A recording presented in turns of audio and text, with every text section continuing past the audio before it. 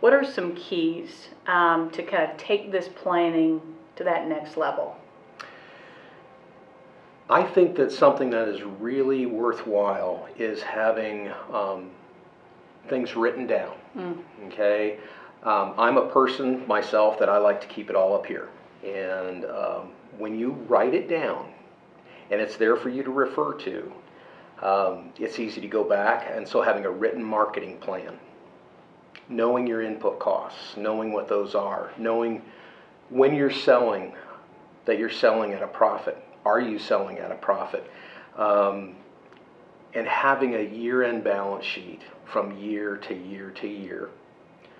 Knowing your family living expenses. And I know, Rita, for years, as a loan officer, as a young loan officer, I would preach to people about, knowing your family living expenses, because that's an expense that's kind of nebulous. It's usually not well documented, and it can be a big part of a family's operational expense.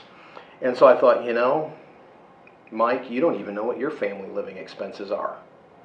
And I was shocked. I thought I was a very conservative guy. My wife's very frugal, and I started writing things down. And when I wrote them down, the difference that it made, and it's like I had no idea I was spending this much money eating out, for example. And at the end of the year, I was like, wow.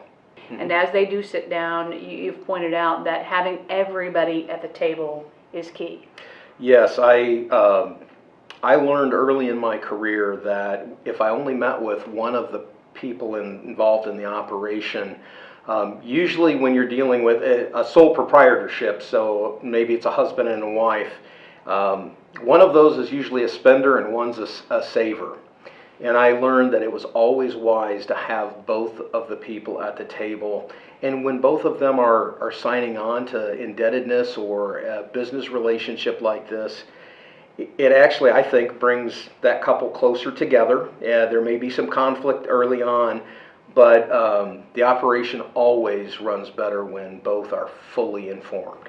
You have some resources available also, some great people out in the field, but if somebody wanted more information, where would you send them?